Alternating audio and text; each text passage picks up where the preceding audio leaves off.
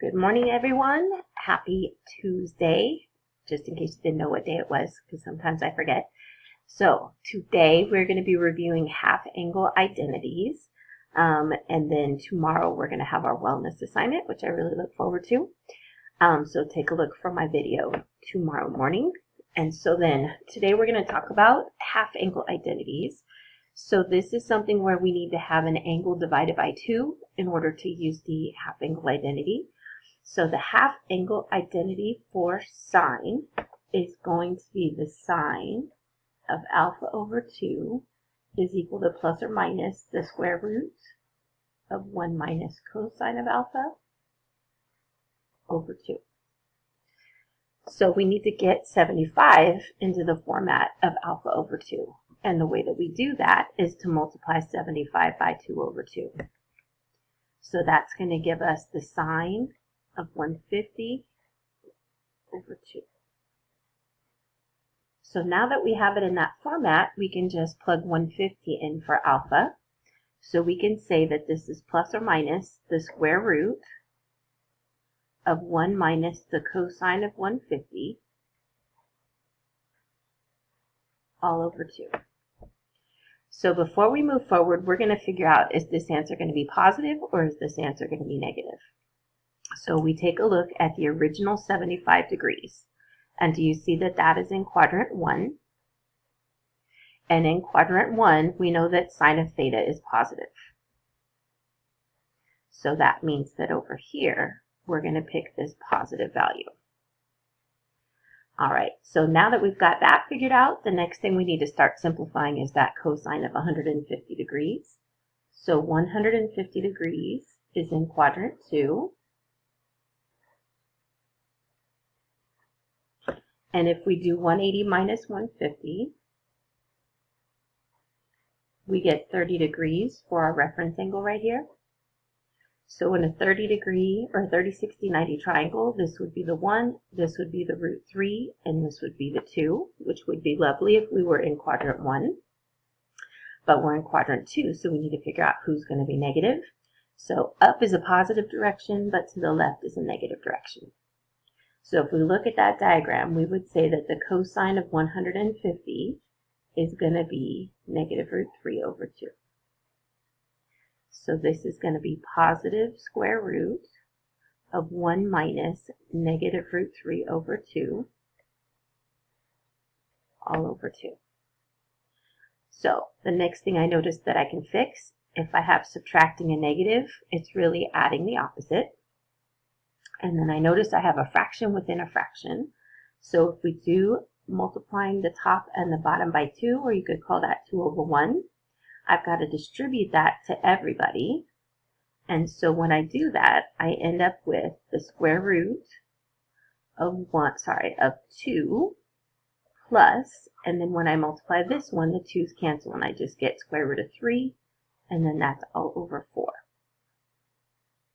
So I notice that 4 is a perfect square, so I'm going to split this into the radical of the numerator divided by the radical of the denominator. And the square root of 4 is 2. And so we get the square root of 2 plus root 3 all over plain old 2. All right, so if you're hearing a squeaking sound, that's my dog playing with her toy. Okay. So we're going to move on to cosine. So the formula for the cosine half angle is going to be cosine of alpha over 2 is plus or minus the square root of 1 plus the cosine of alpha all over 2.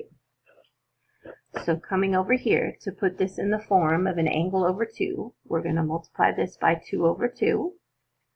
And so when we do that, we get the cosine of 225 over 2 degrees. Okay, so now that I have that, my alpha value is my numerator, and so this is going to be plus or minus the square root of 1 plus the cosine of 225 all over 2. So again, let's take care of that plus or minus to begin with. So 112.5, that's in quadrant 2. And in quadrant 2, cosine of theta is negative.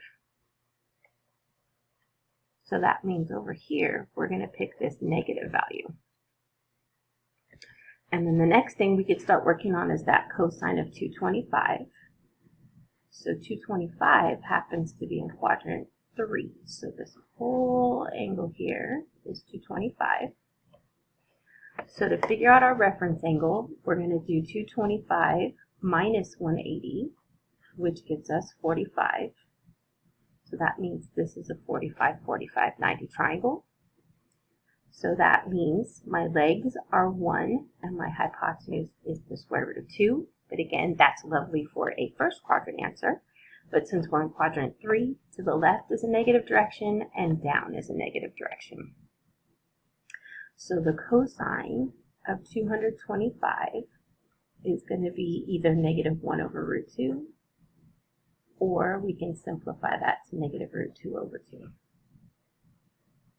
So we'll substitute that over here, so don't forget that negative we just discovered. So we get 1 minus root 2 over 2,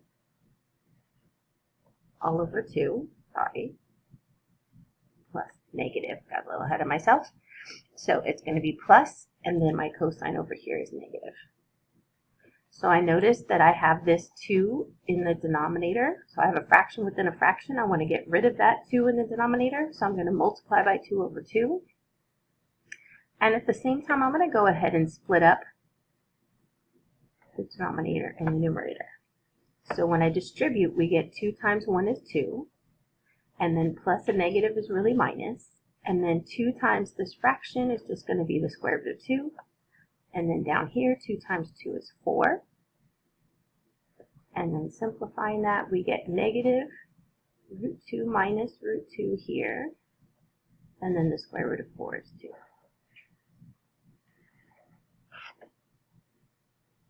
Again, I would love to say any questions here, but since we're not together, I'll just move on to the next question. So, question number 3, we're going to do the tangent of the square root of 105. So the tangent of alpha over 2 is going to be plus or minus, and then it's the numerator of sine divided by the numerator of cosine. So again, we need to put this into an angle over 2 measurement. So I'm going to multiply this by 2 over 2, and we get the tangent of 210 over 2 degrees. So if we put that into the half angle identity, that means that my alpha value is 210. So this is going to be plus or minus the square root of 1 minus the cosine of 210 divided by 1 plus cosine of 210. Right? So then let's take care of that sine, S-I-G-N. So 105, that's in quadrant 2. And in quadrant 2, tangent of theta is negative. So that means that coming over here, we're going to pick the negative answer. And then let's figure out this cosine of 210. So 210, that is in the third quadrant.